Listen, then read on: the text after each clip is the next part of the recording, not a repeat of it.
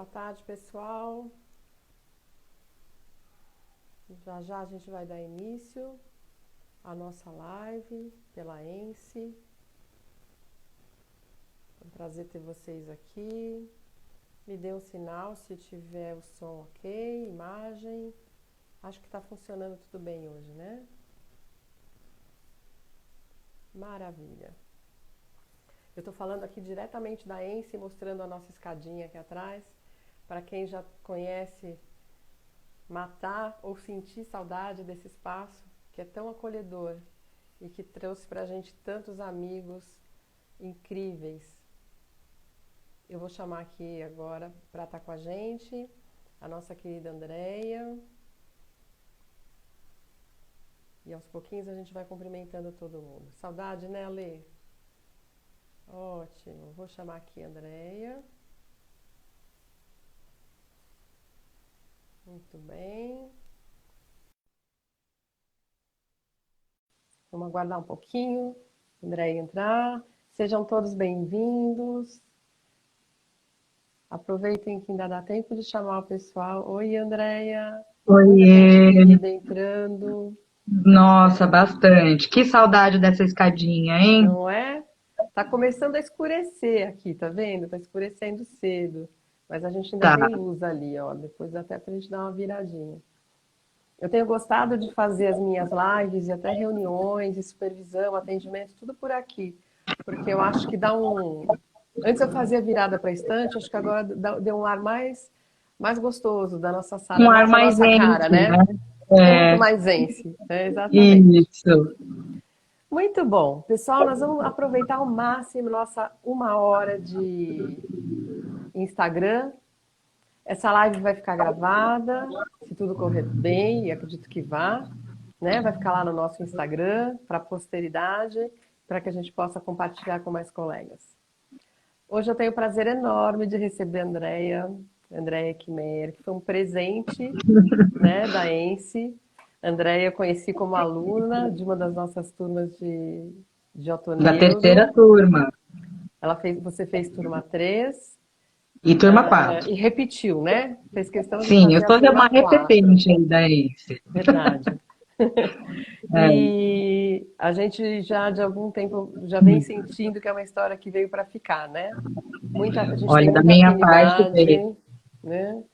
E, sim, bom, depois a gente conta um pouquinho pro pessoal dos nossos projetos e das coisas que vieram com esse encontro. Então, sim. para quem está Vixe. chegando agora, eu estou falando da ENSE. Desculpa, gente, eu preciso só plugar aqui de novo. Coisas acontecem. Desculpa. Eu sou Ana Lefebvre, eu sou fonoaudióloga, sou uma das diretoras da ENSE, Escola Nacional de Saúde Integrada, e hoje a gente vai ter o prazer de conversar com a Andréia Kner. Andréia é fonoaudióloga, Prazer é meu. formada pela USP Bauru em 98, né? Vocês façam suas contas. E desde sempre esteve envolvida com a audiologia, né? Pelo que eu sei da história da Andréia, que a gente tem conversado, o foco da Andréia sempre foi a áudio e fez 1 ano de adaptação em aparelho auditivo lá em Bauru. Sei que tentou trabalhar com essa Uhum. área de aparelho, mas não se adaptou, não era a sua praia, não é? Não, E eu gosto muito da parte de aparelho auditivo, acho fantástico. Eu não me dei bem como vendedora, uhum, né? eu, E eu, eu como eu acho que trabalhava, prestava uhum, serviço, não tinha como fugir disso, né? não Bater tem jeito. meta, essa coisa não nasci para isso. Não combina com seu perfil, né? Não. Mas é muito interessante porque, pelo que eu te conheço, você é a cara do que você faz, né? Então, a Andréia se envolveu com otoneurologia, foi para Jundiaí, não é isso? E lá em Eu Jundiaí você montou um comecei serviço. isso. Eu comecei na autoneurologia um pouco de paraquedas, Uhum, né? Como o pessoal sabe, até muito pouco tempo atrás a gente não tinha essa disciplina na faculdade. uhum, Apesar de ter tido uma boa formação, eu não tive a disciplina de otoneurologia. Foram poucos meses, 2, 3 meses de uma pincelada só. uhum. E Então, recebi um convite para trabalhar no Hospital Irmãos Penteado de Campinas, que é a Santa Casa, lá de Campinas. Sou campineira, então estava morando lá depois da faculdade. E lá foi para trabalhar com Vecto, né? Não foi nem convite para reabilitação, foi um convite para trabalhar com Vecto. Naquela época lá de 1900 e Guaraná com rolha, que a gente ainda usava o Berger com aquele tambor optocinético. E caí de paraquedas e me apaixonei. E de lá para cá as coisas mudaram bastante, ainda bem, né? Mas foi lá que tudo começou. E depois eu vim para Jundiaí, por convite de um colega lá da Santa Casa de Campinas, que estava montando um serviço aqui. Comecei pequenininha aqui, trabalhando 2 períodos por semana, a coisa foi crescendo, eu ia e voltava de Campinas. E quando eu vi, já estava morando em Jundiaí. E já estou aqui já morando há 13 anos. É uma vida já, né? É. Quando eu te conheci jundiaiense, né? Sim. Então, o que é mais uma afinidade nossa, porque eu transito muito essa região aí também, como você A gente sabe. está pertinho aqui A no gente está interior. pertinho. Quando eu não estou aqui, eu estou pro lado de Itatiba, que é do lado. E tenho É, muitos sim. amigos, tem muita gente bacana em Jundiaí, né? Da área Tem a da fono. Valéria que participou da última live com você, Isso a Valéria mesmo. Muralha, que é uma querida, que também é do time Ense, né? Ela também é do nosso Apesar, time. Isso sim, aí. muito embora ela trabalhar com uma área que não tem nada a ver com a minha, os pacientes que eu recebo que eu posso indicar para ela, né, faço com a maior tranquilidade de que o paciente vai ser bem recebido e bem tratado. Maravilha. E agora você está em vias de abrir um serviço novo, né? Você me contou que estava com Sim, reforma esses dias. sim. A reforma grossa já foi. A gente está abrindo uma clínica especializada Que lindo. em diagnóstico funcional e Uhum. de tontura e reabilitação vestibular aqui na cidade de Jundiaí, que ainda não existe nada desse perfil aqui na cidade. Uhum. Eu e mais 2 sócias, a Vanessa Barros, que também já foi aluna aí da ENSE no módulo 4, e a Sim. Elisa Lucchini, são as minhas 2 sócias aqui na clínica em Jundiaí, na Quem clínica sabe a Tontura Elisa em Corpo. vem conhecer a ENSE em breve, né? Porque A quem sabe Elisa ela vem já para cá. foi, no módulo, não foi num curso fechado, foi num curso que o Guilherme deu Ah, aí de num dos uma cursos de noite, um extensão, dia. talvez. Tá. Isso, Um curso que isso. acho que Ela foi já um curso que conhece. pegou à noite, deve ter sido esse, Isso talvez. mesmo, Tinha muita gente que isso veio do mesmo. interior. Legal. É, Maravilha. Vamos avançar nossa conversa, que eu acho que a gente vai ter bastante coisa aqui para falar, né? bora lá. Todo mundo sabe que eu não trabalho com essa área de autoneurologia, de reabilitação vestibular. Na minha formação, né, que é um pouco anterior à sua, então a gente falava menos ainda. Mas eu tenho aprendido muito com o grupo de autoneuronaense, muito, muito mesmo. E fico encantada, não só com a questão da tecnologia e do avanço na parte de avaliação, mas a reabilitação, ela, como em qualquer outra área de reabilitação na fonoaudiologia, ela é muito encantadora, né? Então, acho que a gente se aproxima Sou muito, suspeita. né, por trabalhar com reabilitação. Então, o nosso tema, né, o tema que nós escolhemos para conversar hoje é o tema da reabilitação vestibular com olhar fora da caixa, né? E o que que é para Uhum. você? Vamos tentar introduzir então um pouquinho. Por que é que a gente pensou, né, em falar dessa maneira? O que é reabilitação vestibular fora da caixa? Bom, eu acho que em primeiro lugar a gente tem que pensar na variedade de pacientes que a gente vai receber, com as diferentes condições, muitas vezes sem um diagnóstico nosológico Uhum, fechado, e não existe receita de bolo, né? A gente vai personalizar o método, a uhum, terapia, para cada paciente com a sua dificuldade, tanto vestibular como dificuldade cognitiva também. Né? A gente sabe que o paciente com alterações do equilíbrio, com tontura, eles acabam evoluindo com prejuízo cognitivo também. Né? uhum. Então, tudo isso tem que ser avaliado num contexto para a gente poder oferecer o procedimento que vai mais favorecer esse paciente, né? Usar o mecanismo correto na hora Uhum. correta, saber o timing de acrescentar uma atividade ou não, saber que para o paciente uma atividade muito fácil, ela é frustrante, uma atividade muito difícil que ele não consegue realizar também pode causar frustração. Então a gente vai dosando isso, né?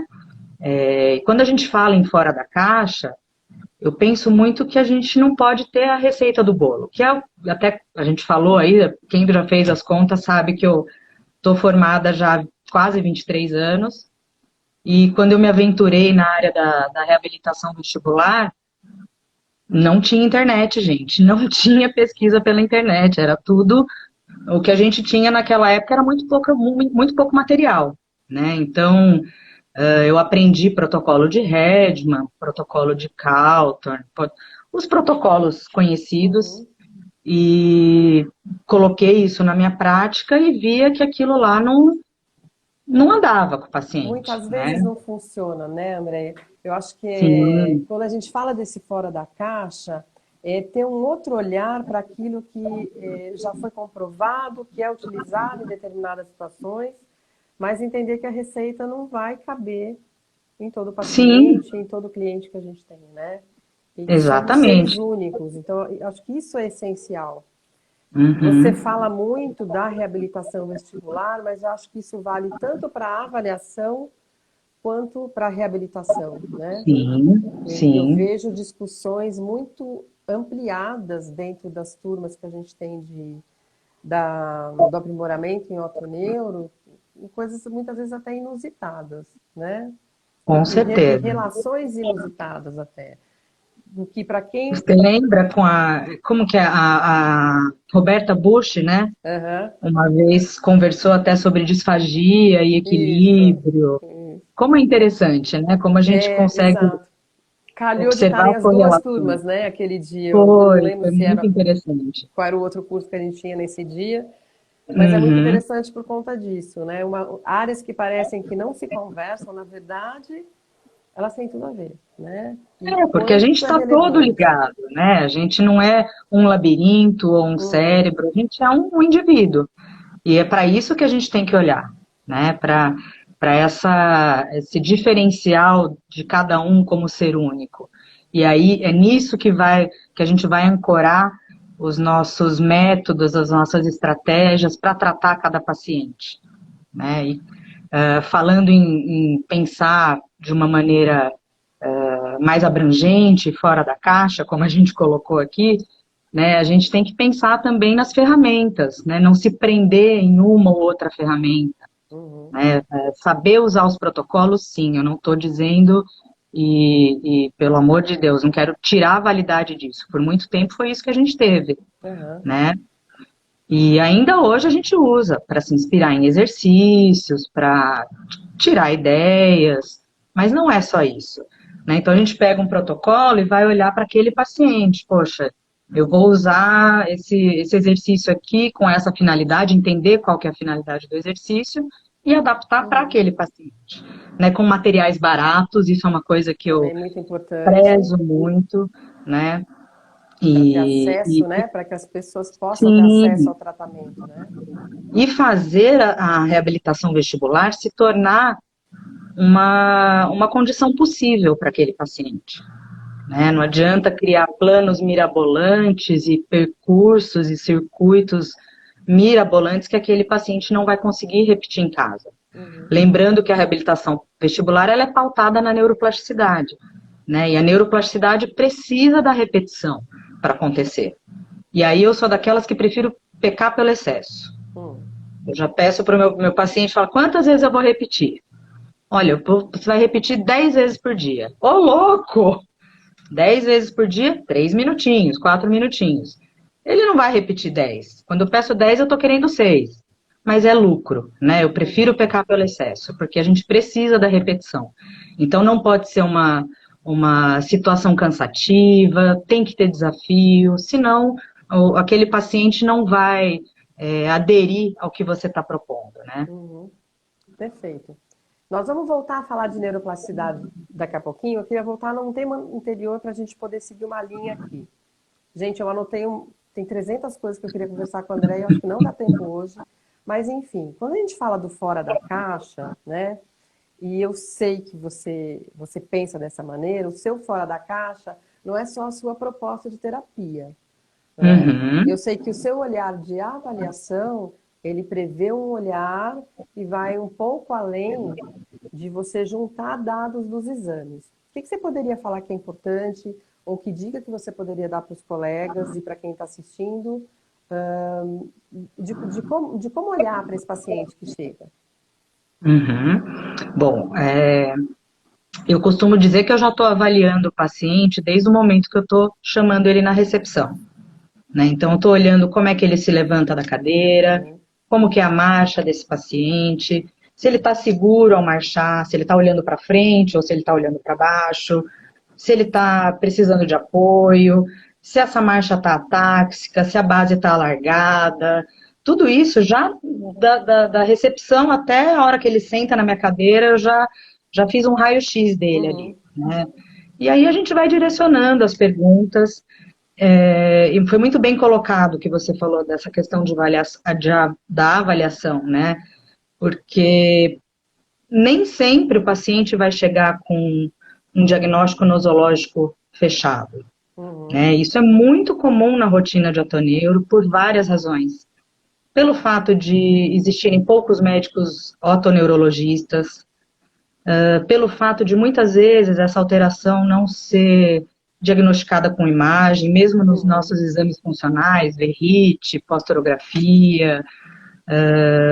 Lógico que isso acrescenta muito, mas nem sempre a gente vai ter uma confirmação daquele diagnóstico nosológico, né? Então a gente tem que ter o olhar criterioso, fazer uma boa avaliação funcional desse paciente, até sem equipamento, né? Então a gente Uhum. tem que pensar na realidade de todos os profissionais aqui do estado de São Paulo, que muitas vezes vão ter várias ferramentas de avaliação, verrite, pósturo, mas também temos que pensar naquele profissional que às vezes não tem esses recursos, né? É uma coisa que o Dr. Guilherme Dias fala bastante, eu devo muito a ele, aprendi com ele aí, é saber olhar nos olhos do paciente, né? Sem nenhum instrumento. A gente vai avaliar aquele paciente de uma maneira não instrumentalizada. E muitas vezes a gente consegue perceber um achado que condiz com uma hipofunção, ou até no próprio teste de integração sensorial, o CT-SIB, ele não é instrumentalizado, só precisa de uma plataforminha com densidade não deformável. É um teste super simples de fazer que nos dá dados, se o prejuízo é mais vestibular, se é mais visual, se é uma integração, a gente vai conseguir perceber, né? Qual que é a dificuldade desse paciente. Olha lá, o Guilherme entrou. Maravilha. Acabamos de falar de você, Guilherme. Escutou o nome dele, não foi em vão, viu, Você viu Guilherme? só? Foi uma menção muito honrosa a seu respeito, mas É, ouviu e apareceu. Isso é muito isso. importante, né, Andréia? Porque, é claro, a gente entende e tem todo o valor buscar as tecnologias, os melhores exames, os melhores protocolos. A gente faz Sim, isso, né? Eu a sou uma tecnologia grande está a nosso defensora, favor, né? eu sou uma grande defensora da Uhum, tecnologia. Mas a gente não pode perder esse olhar, né? E quando você me fala sim. que você olha para o paciente desde o momento que ele entra, né, a forma como ele olha, como ele levanta, como ele anda, Como ele anda? né? Toda a postura. Uma coisa Até a importante que questão cognitiva, né, na conversa com o paciente, a gente muitas vezes já consegue observar se esse paciente está confuso, se esse Uhum. paciente está saindo um pouco do cognitivo, ansioso, amedrontado, tudo isso a gente já percebe numa primeira conversa e tem que ter esse feeling, né? Porque todas as estratégias que a gente vai usar na terapia vão se ancorar nisso. Por isso que é individualizado, Exato. né? Muito bom. Isso que você nos traz faz pensar muito na interferência, né? Que a tontura e que essas alterações todas trabalhadas aí na reabilitação vestibular, o impacto disso na qualidade de vida. Né? Então, Sim, eu acho que a gente não pode deixar de olhar para esse aspecto. E talvez algumas pessoas fiquem ainda muito fechadas no resultado do exame, né? Deixando de sim. olhar para a real queixa daquela É, pessoa. Acho que isso, pelo que a gente conversou já anteriormente, acho que é uma grande, talvez seja uma grande dica, né? Não deixar Sim, de escutar. a gente não pode esperar pelo diagnóstico nosológico Uhum, para começar a nossa reabilitação, né? Isso é a minha opinião, é a minha verdade, né? uhum, Não é, talvez tenha alguns profissionais que não pensem da mesma maneira, mas até por tudo que a gente comentou, né? A tecnologia nem sempre está à disposição de todas as pessoas, de todos os profissionais, e muitas vezes até estando disponível, muitas vezes aquele paciente já fez uma bateria de exames com todos os resultados normais e ele tem queixa, uhum. né? Então a gente vai olhar para essa queixa desse paciente, personalizar exercícios para trabalhar a queixa dele. É lógico que o diagnóstico nosológico nos auxilia e muito, né? Até para a gente poder prever, de repente, a evolução de uma doença, Uhum. por exemplo, de Meniere ou um Parkinson. A gente, sabendo do diagnóstico nosológico, a gente vai conseguir já prever, antever o que vai acontecer, já se antecipa, né, na nossa técnica aí para tratar esse paciente. Mas nem sempre Uhum. isso é possível. Muito Então, interessante quando você fala, quando você traz essa questão do diagnóstico funcional, né, associado aí ao diagnóstico nosológico, a gente sabe que existem algumas doenças de base que vão interferir na questão do equilíbrio, né? E sim, eu ainda vejo sim, uma dicotomia muito grande entre o fonoaudiólogo que trabalha com reabilitação vestibular e o fonoaudiólogo que trabalha, por exemplo, com disfagia ou com cognição, né? E essas coisas deveriam estar mais conectadas. Por que você acha que isso certamente. acontece? Na sua análise, como é que você vê isso? Olha, eu acho que a gente não tem isso de formação, né? Infelizmente, não é uma disciplina nos cursos de fonoaudiologia. Uhum, Penso que deveria ser, porque faz todo sentido, né? Muitas vezes até uma tontura, ela pode ter um fundo puramente metabólico. uhum, Então, você resolve a questão metabólica, você já tratou esse paciente, ele nem vai precisar da reabilitação vestibular. uhum, Por isso aquela questão, né? A gente tem que olhar para o todo. Então, eu vou perguntar para esse paciente se ele toma sol, se ele tem algum problema com vitamina D. Não sou médica para medicá-lo ou repor a vitamina D, mas eu preciso entender se tem alguma questão com isso. De vitamina D, né? Que uhum. tem a ver com até a questão proprioceptiva de muitos pacientes, Exato, né? exato. Então, eu acho que faz todo sentido a gente conseguir entender isso e entender até que ponto isso pode tirar o nosso paciente vertiginoso de um equilíbrio, ou de um paciente que a gente trabalhou com a reabilitação vestibular, ele atingiu uma compensação e de repente descompensa. E essa descompensação começa a ser recorrente. Opa, o que está acontecendo Uhum, aí? uhum. Né? Muitas vezes isso pode ser uma alteração metabólica, né? Isso é muito interessante, é um assunto que a gente vem discutindo muito na ENSE, né? Sim, Você esteve com a gente no começo do ano, enquanto a gente ainda conseguiu fazer coisas presenciais. Então, assim, a gente vai ter até semana que vem, vai ter um curso online, a gente está conseguindo fazer algumas coisas nesse sentido. uhum, Então, vai ter uma primeira abordagem no dia 24, porque isso é muito interessante. Porque às vezes a gente também se culpa, né, ou acaba se responsabilizando por uma falha que, na verdade, ela se deve não exatamente a uma proposta terapêutica equivocada, mas falta este uhum, elemento, né? Às vezes o sim, paciente ele não evolui, não é porque a sua conduta está errada, mas ela está sim. inadequada naquele momento, porque o organismo não tem os metabólitos necessários Não ou em tem condições de quantidade chegar onde a gente para precisa, chegar. né? Isso é muito A mesma legal. coisa aquele paciente que não dorme bem. Eu tenho que Cadê questionar o Valéria? sono Tá por desse aí? paciente. Cadê Valéria? Né? Aquele paciente que não tem um sono reparador, ele vai ter um pior desempenho de memória, pior desempenho de atenção, Uhum, né? E, obviamente, os exercícios não vão render a mesma coisa do que naquele paciente que dorme bem. Né? uhum. Durante o sono também a gente libera um monte de toxinas do nosso organismo. Se o paciente não Maravilha. dorme bem, ele não está conseguindo ter essa renovação, né? O organismo dele não está preparado.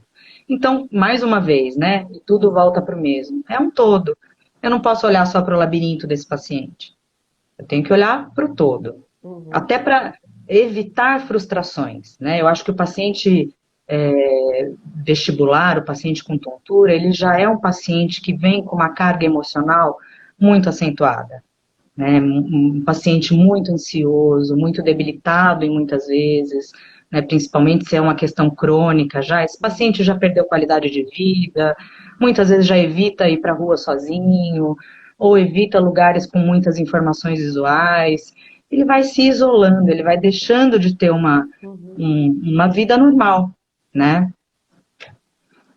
Você fala muito disso, né? Isso é muito presente na sua fala, no seu trabalho. Uhum. Eu acho isso de uma relevância ímpar. É bom que você possa falar isso, que as pessoas escutem, né? Porque o impacto na qualidade de vida é muito grande. Isso não pode ser deixado de lado. Eu acredito que Sim, isso seja muito frequente. inclusive o impacto na cognição desse paciente, Sim. né? Então, o nosso equilíbrio, a nossa marcha, estar em pé sem se desequilibrar, são mecanismos já automatizados no nosso cérebro. A gente não precisa pensar para acontecer. Uhum. Né? A gente utiliza de áreas subcorticais para marchar, para fazer dupla tarefa de movimento. A gente não está pensando para fazer aquilo, né? Eu estou andando e ao mesmo tempo eu estou coçando a minha cabeça, ou eu estou fazendo um outro Uhum. movimento no braço, ou falando no telefone, que aí já seria mais uma questão cognitiva. Mas o paciente vestibulopata, com prejuízo do equilíbrio, ele já perdeu a automação dessa função, né? Uhum. Deixou de ser automático. Ele já precisa ativar áreas corticais para manter o equilíbrio, para conseguir marchar. E isso automaticamente gera uma dispersão da demanda, da demanda intelectual dele, né? Da cognição, do onde vai para a marcha, onde ele precisa dividir a demanda atencional para outras atividades. Ele vai ter que se concentrar no equilíbrio para ter o equilíbrio. Automaticamente ele diminui a demanda da cognição. Muitas vezes a gente observa, é muito comum a queixa do paciente vestibular que chega e conta pra gente, olha, eu tenho perda de memória, eu acho que eu tô ficando burro. Algumas vezes eu já ouvi falar Uhum. isso. Uhum. Minha família não tá entendendo por que eu ando tão esquecido. Eu falo, não, calma, tá tudo bem com você. Tudo bem não, né? Temos um Uhum. problema aí, mas o seu problema é justificável, né? E eu gosto muito de explicar para o paciente. Eu preciso que o meu paciente entenda o que está acontecendo, para ele embarcar na minha, né? Para ele seguir o que eu estou propondo. Ele precisa entender. Uhum. Senão fica tudo muito abstrato, muito confuso. Olha, então você vai fixar o olho ali, vai mexer a cabeça, e eu quero que ao mesmo tempo você faça a marcha. Eu falo, meu Deus, o que essa louca tá querendo, né? Muitas vezes parece exercício para quê? O meu Sim, problema é sim, no sim. Uma labirinto, coisa. né? Eu, eu, Então eu perco muito tempo com isso. aham. Eu preciso que meu Você paciente usa muito participe do tempo, processo. né? Uso muito É. tempo com isso. Acho que não Eu é perda preciso de que ele tempo, é participe. uso, né? É, Dessa sua última fala, acho que pelo menos três coisas muito importantes me vêm. Eu queria retomar aqui uma fala da Helena. A Helena é nutricionista. Helena, nossa, Helena é uma querida, lá de Guarulhos. Eu não sei se ela ainda está lá, acredito que sim. E ela está dizendo que ela recebe pacientes que descarregam a angústia na alimentação. Então, olha que legal, sim, né? A gente fala tanto desse trabalho interdisciplinar, né? Que é muito mais do que uma equipe multi cheia com diversos profissionais, mas um trabalho que seja realmente integrado. É muito interessante como a gente precisa disso, né? Ou seja, sim. quantas pessoas imaginam a relação da nutrição com a autoneura, né? E tem Não tudo a só ver, né? muito bacana Hoje a isso. gente sabe que temos que pensar nisso também, né? E muitas vezes quebrar aquele loop. O paciente entra num Exato. loop, né? A ansiedade faz, sei lá, comer mais doce, ou tomar mais café, ou enfim, diversas situações que podem fazer aquela E coisa. O a, cachorro correndo atrás do rabo, né? Você e a tem que mostrar própria para ele. alimentação interferindo na questão metabólica que vai Sim, influenciar na tontura, né? sim, é aí que eu digo que a gente tem que entrar como terapeuta, não vou ser a nutricionista dele, mas vou orientar. Não, a Procure um gente tem a Helena para nutricionista, ser a porque nutricionista e outras pessoas isso, aqui, ó, que legal. É a gente importante a gente precisa deixar. quebrar o loop desse paciente, né? De ansiedade, de se alimentar mal, de dormir mal, mostrar para ele por que que isso está acontecendo. Tem até uma coisa interessante, voltando aqui na questão da Helena, depois eu vou nas outras duas, né? Viviane falando da importância do trabalho interdisciplinar. Helena ainda está lá, está em Guarulhos, querida. Beijo grande para você. Eu falo esse pessoal que a gente formou lá em Guarulhos e que participou das atividades dos nossos projetos de extensão, foram momentos maravilhosos e especiais para a gente. Fico muito feliz de ver o pessoal por aqui. E ela está comentando que muitas dessas pessoas acabam tomando mais café para ficar mais desperto, e aí fica uma questão, o quanto isso vai influenciar também nessa questão vestibular. A gente tem aí um consenso com relação a isso?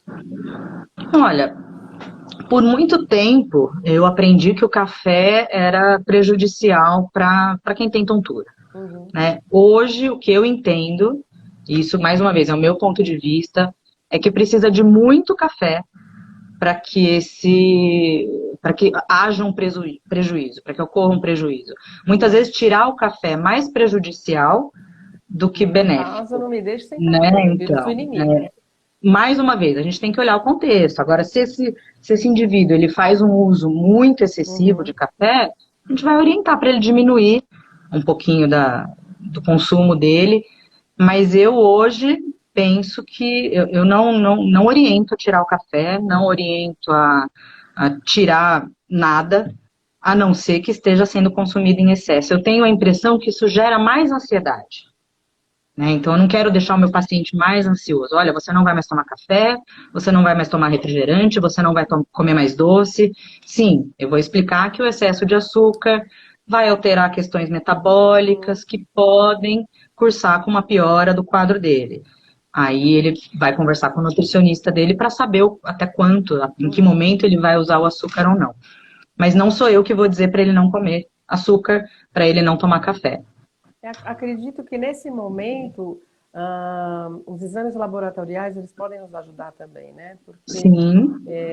o quanto é esse valor ou o excesso do que eu estou ingerindo ou não, né? O quanto isso está afetando, fica um pouco difícil de você mensurar e afirmar é isso que te faz mal, né? Acho que sai um pouco da Mas você nossa sabe área que de até hoje expertise.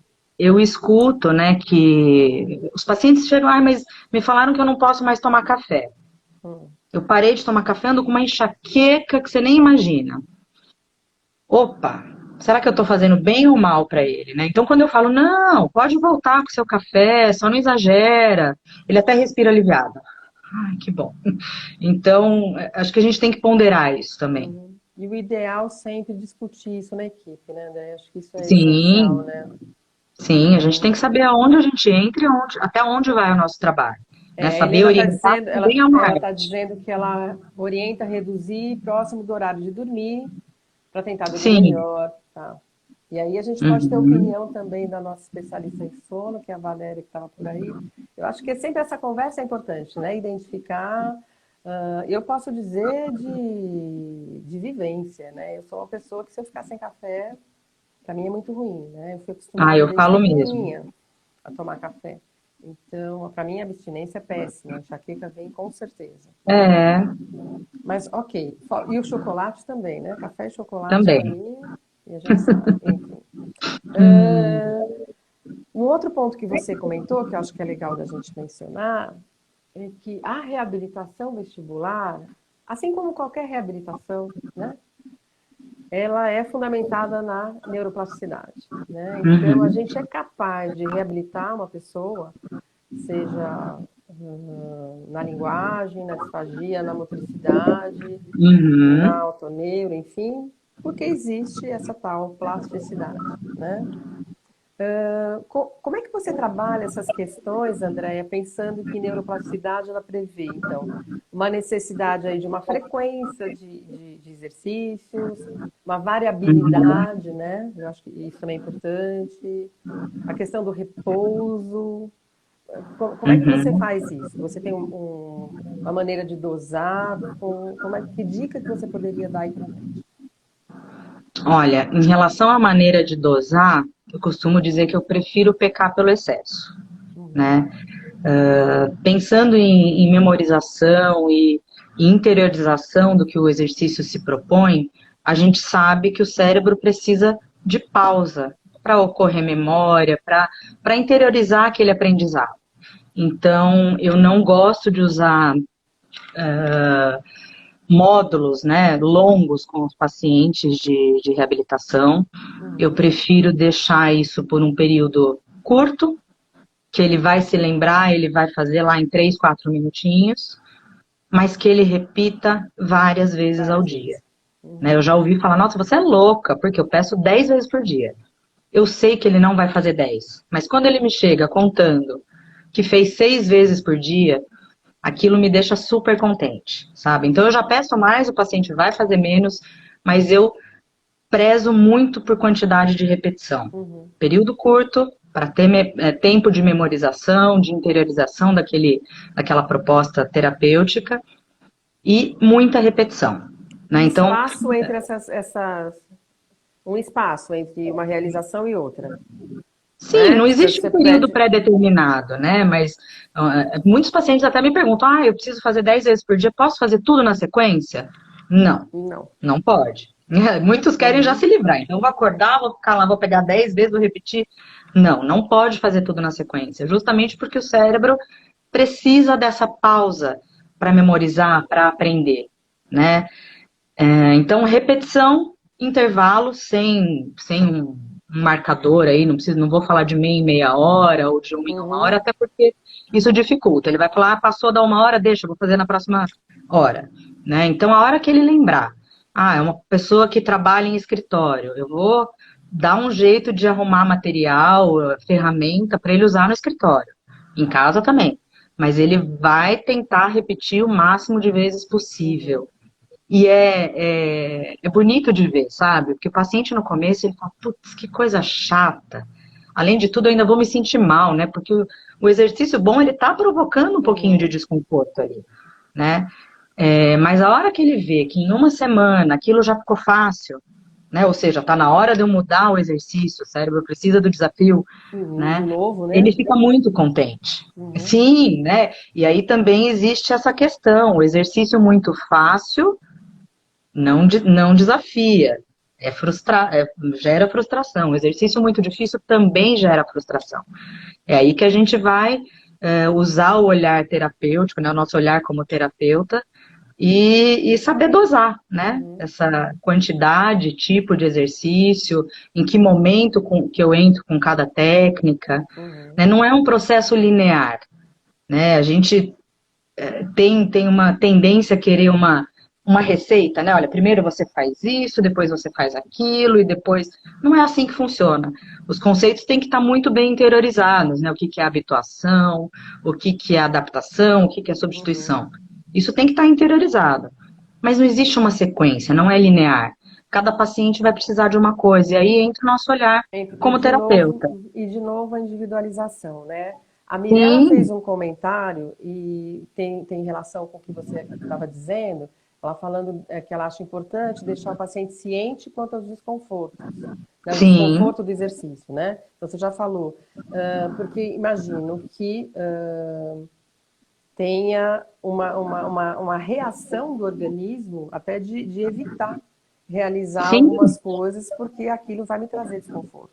Você sabe, Ana, é muito comum. Como é que você trabalha isso com o paciente? Porque você fala, vou ter que provocar alguma coisa que pode não ser agradável. Aí, mais uma vez, é aquilo, né, da gente ter paciência, disponibilidade de tempo e flexibilidade também para conversar com pessoas cognitivamente mais instruídas, né, mais preparadas, com outras um pouco mais confusas, enfim. A gente tem que saber explicar para o paciente o que está acontecendo com ele.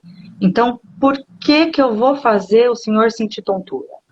Né, olha, eu não sou uma carrasca. Muitas vezes eles me acham a maldosa, né?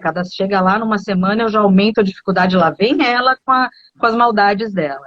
Mas ele tem que entender que esse desafio que eu estou propondo para o cérebro dele é o que vai puxar a função que eu preciso trabalhar. Né? Então, quando eu consigo fazer esse paciente de qualquer nível cognitivo entender o que eu estou propondo, eu ganhei esse paciente. né? Eu preciso que ele entenda, senão fica tudo muito jogado, muito subjetivo, ninguém quer sentir desconforto, né? É muito comum na minha rotina, e acho que de quem trabalha com reabilitação vestibular, a gente receber aquele paciente que chega assim, ó, engessado, né? Ele não mexe a cabeça, ele não mexe o pescoço, é um paciente que já vai se queixar de dores nessa região paravertebral, dor na nuca, dificuldade de mobilidade, muitas vezes até uma musculatura encurtada, por tanto tempo que ele ficou evitando o movimento. Quando eu falo para esse paciente que ele tem que mexer a cabeça, no primeiro momento ele estranha aquilo, mas a gente tem que usar do nosso lado terapeuta, com amor, com cuidado com esse paciente, e explicar para ele, fazer ele entender o porquê que aquilo é importante. Né? Eu acho que isso é boa parte do processo terapêutico, é essa interação que a gente vai ter com o nosso paciente, né? Esse rapport que a gente tem com o paciente. Essa aderência ao tratamento, né? Eu acho que assim, o paciente vai realizar aquilo que você solicita se ele sentir confiança naquilo que você está trazendo. Né? Então, e claro, para a neuroplasticidade isso também é muito importante, porque a gente precisa de uma consciência ali também na realização de algumas atividades. Né? Elas feitas de forma consciente, imagino que na autoneuro seja a mesma coisa. Não é diferente. Porque a neuroplasticidade é a mesma. Né? Então, estar consciente daquilo que está sendo feito vai trazer também um ganho a mais. Né? Sim, por isso que, mais uma vez, né, eu não sou a favor de séries muito longas de exercício, até por isso que você citou. Né? Eu quero que o paciente esteja focado ali naquele momento. Se possível, ele vai fazer um pouquinho de respiração antes, vai tentar tomar consciência do corpo e depois fazer, se possível. Nem sempre é possível. A gente não comentou aqui ainda muito sobre a questão de idade de paciente, enfim, talvez a gente até deixe isso para outro momento, porque eu fico assustada como o tempo voa aqui. Mas tem um comentário da Edna aqui, que eu acho que é bastante importante, ela pede para você comentar um pouquinho sobre a síndrome multissensorial do idoso, né? Como é que o que você poderia falar a respeito disso, né? Trabalhar a parte vestibular, cognitiva, proprioceptiva, é tanta coisa para trabalhar, um caminhão de coisas. Como que fica isso? Olha, o paciente idoso, naturalmente, ele já vem numa condição mais debilitada, mesmo que não tenha uma disfunção tão severa, né? Pelo próprio processo de envelhecimento, a questão proprioceptiva fica diminuída, a questão da força muscular, né, tônus muscular, aí eu trabalho para o fisioterapeuta, mais uma vez a gente tem que falar da interdisciplinar. Da Inter, né? Olha, eu vou travar minha língua aqui, da Inter, fica mais fácil. Da Inter. Mas eu costumo trabalhar muito propriocepção com os meus pacientes idosos, independente de qualquer tipo de queixa, se é uma hipofunção, se é... Enfim, eu sempre prezo por trabalhar propriocepção, tá? Então, aqueles pacientes diabéticos com neuropatia diabética, gosto muito de trabalhar com quente e frio, com passar o pé em superfícies diferentes, andar descalço, né? Coisa que a gente vem perdendo o hábito, né? Tem algumas coisas interessantes nesse sentido. A gente, com o conforto do dia a dia, né? A gente acaba andando menos, muito sapato, não estimula a questão proprioceptiva, né, do pisar, do andar. Embora agora, com a pandemia, eu esteja descalça 90% do tempo. Pois nesse sentido a pandemia tem ajudado, mas as pessoas também, por conta da pandemia... Muito interessante isso, né? É muito interessante isso, quanto tempo a gente tem de falta de contato, né? Sim, são coisas tão simples, né? Mas eu já peguei paciente que tem muito desconforto ao pisar no chão sem sapato. Aquele paciente passou a vida inteira de chinelo. Acho que a mãe ainda falava, ó, põe o chinelo, senão vai pegar friagem. Exato, Né? A exato, gente escuta exato, isso. exato. Mas eu peço, oriento que pise no chão, que procure lugares como grandes avenidas, ou parque, ou sai para ambientes amplos. A gente está muito focado no celular, nas telas das televisões, computador. A gente não está mais acostumado com aquela coisa de olhar para o horizonte, de ter o olhar longe. Né? Isso a Fernanda Amaral, até que está aqui, ó, ela fez um vídeo. Um beijo, Fernanda. Ela fez um vídeo muito interessante com um fisioterapeuta que fala, eu não me lembro direito qual que é o princípio, que é o nome da técnica que ele usa, mas ele fala e ele dá um nome que eu gostei muito, né? A dificuldade, a falta do olhar para o longe que a gente tem hoje. A E gente é está aqui, verdade, né? a gente está A aqui, gente está né? E aqui. o paciente vestibular, ele tem muitas vezes a questão da vertigem visual, né? Um ambiente com fluxo de imagem muito estimulante, para aquele paciente é muito desconfortável. Então, Uhum. tudo isso, né? Eu oriento meu paciente a caminhar na rua, lógico, salve a condição de cada um, né? Tem paciente Uhum. que não pode, mas a procurar olhar para longe, a andar descalço, a se movimentar mais, né? O paciente com tontura normalmente é um paciente que evita movimento.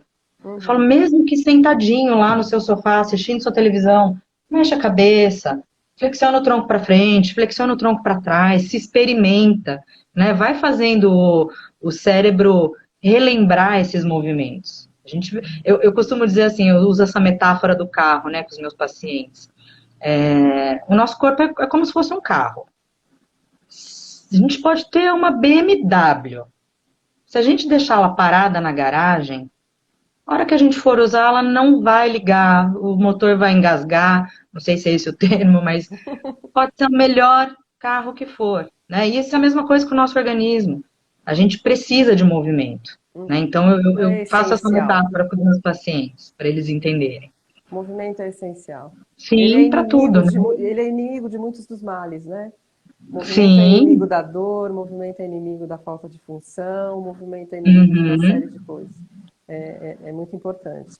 É, André, me fala uma coisa. A gente está pensando, o mundo da reabilitação vestibular, ele é um mundo enorme, lindo, né? Você já falou da importância de individualizar. Eu acho que tanto para com vistas aí a um prognóstico, pensando no diagnóstico, se possível utilizando o diagnóstico nosológico associado, mas não ficar Nem sempre é presa, possível. porque nem sempre é Uhum. possível a gente chegar lá, né? Mas me vem então o seguinte, para trabalhar com reabilitação vestibular, a gente sabe que hoje que a gente tem uma série de recursos, o que eu preciso? Eu preciso de uma grande estrutura, eu preciso de um espaço. O que é essencial aí? Que não pode faltar? Ou não tem nada disso? Para eu ser uma. Essencial, eu diria que é conhecimento e criatividade, né? Eu já conversei com você sobre isso, inclusive. Eu acho que o bom terapeuta é aquele que consegue reabilitar com uma ferramenta muito sofisticada ou com um pedacinho de papel, né? Então a gente tem que, para isso, entender o conceito e aplicar na realidade daquele paciente, né?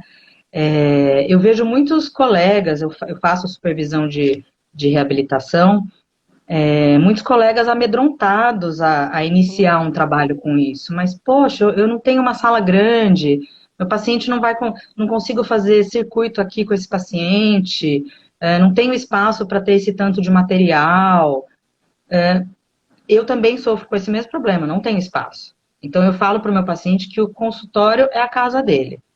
Né? Eu preciso que ele faça repetição, então eu não vou treinar alguma coisa só no meu consultório com ele.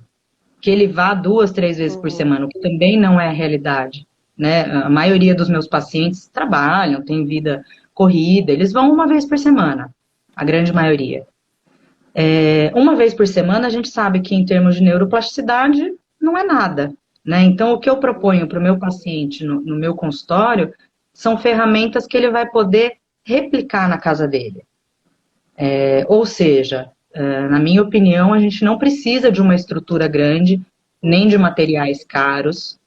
A gente pode trabalhar com bastante sucesso, usando ferramentas simples, desde que a gente saiba o que a gente está fazendo.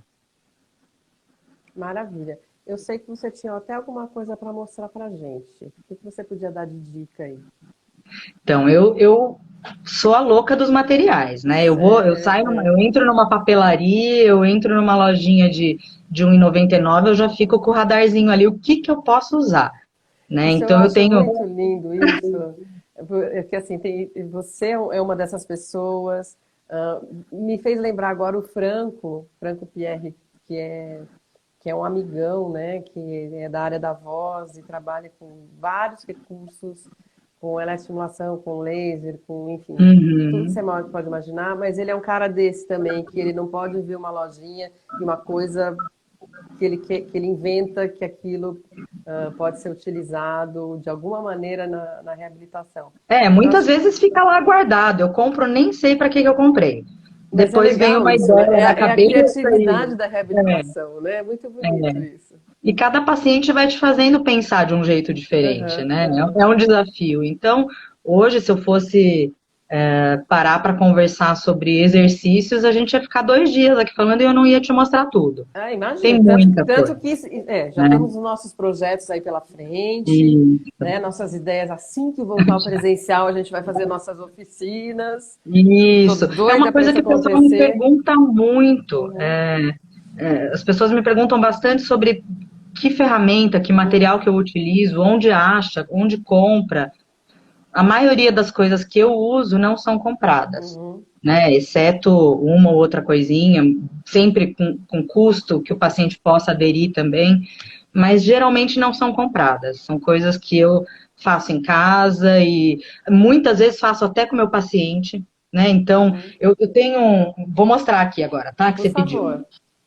Eu compro, eu gosto muito de trabalhar com esse tipo de lona. Isso aqui é Ah, lona para banner. Sabe essas lonas sim, para sim. banner? Você compra isso aqui em rolo, né? Dá para comprar até no Mercado Livre, tem um preço super bacana e um rolo rende um monte de, de Verdade, material para o Vanessa. paciente levar Pira no para Xing casa. Ling, é isso aí. Eu piro no Xing As Ling. amigas Então aqui eu vou comentam. dar um exemplo, né? Eu tenho esse banner, e Ah, sabe o que é legal? Porque isso aqui eu posso, ele facilmente cola e descola, eu rabisco e aham. apago. Então, o paciente vai começar num trabalho que eu vou usar o banner, ele vai levar isso aqui para casa e cada vez que ele voltar na terapia, ele vai trazer isso aqui de volta. E a gente junto vai montar ali o que, que ele precisa, né? Então, nesse aqui, por exemplo, ó, não sei se vocês conseguem ver, Tá dando para ver. você viu que é um banner que eu colei um monte de bolinha adesiva, poderia ter desenhado também. E eu peço, por exemplo, vou fazer um trabalho com sacadas, né, para estabilização do olhar. Então, eu vou pedir para ele fazer com os olhos um zigue-zague. Uhum. Enquanto ele está andando, ou enquanto ele está numa superfície instável, vou tentando sempre puxar a função, né? Do outro lado, olha o que eu usei, ó. Eu fiz aqui, fita crepe, né? Uhum. Fita crepe não, fita isolante. Eu tenho não sei quantos mil rolos de fita isolante aqui. Então, aqui eu gosto muito de usar com pointer. Eu faço uma faixa, Ah, o paciente legal. põe o pointer E na você vai cabeça e fazendo. aí ele vai fazer o Uau, desenho com o aham, pointer. Tudo aham. coisinha baratinha, olha só. Né? Isso aqui ele leva para casa. Aí na próxima vez que ele voltar, eu vou fazer o banner um pouquinho diferente. Então, eu vou usar a dupla tarefa, por exemplo, com conta. Ó, de um lado aqui eu coloquei, não sei se dá para ver direito, mas de um lado eu Tá, só coloquei aparece de invertido por causa multiplicação. da câmera os números, mas Bom, a gente consegue vocês têm entender. que entender assim. De um lado eu tenho conta de multiplicação, do outro lado os mesmos números, conta de soma. Então eu vou trabalhar, por exemplo, o giro do tronco para trás. Bum, ele vai ter que calcular a soma, girou para o outro lado, ele vai ter que calcular a multiplicação. Isso ele pode levar para casa. Na outra Uhum. semana é outro desafio. Eu coloco alguma Estão frase para pedindo a ele próxima completar. live de materiais. Vamos Olha, marcar. Eu fiquei morrendo de vontade agora e eu fico imaginando várias situações e várias olha, coisas essa que a gente questão pode da fazer. lona é uma coisa que me ajuda muito. E é engraçado como os Uhum. pacientes entram na brincadeira, né? Vamos falar assim, na coisa de confeccionar o material. Então ele leva lá, eu arranco todas essas bolinhas, já colo uma fita isolante ali, já mudo a proposta do trabalho e ele vai levar para casa, vai replicar em casa. Ele não vai ficar dependendo de ir no meu consultório. Né? Um outro material aqui para a gente mostrar. Esse aqui eu gosto bastante. Olha isso aqui. Isso aqui é a tampa de um pote de amaciante.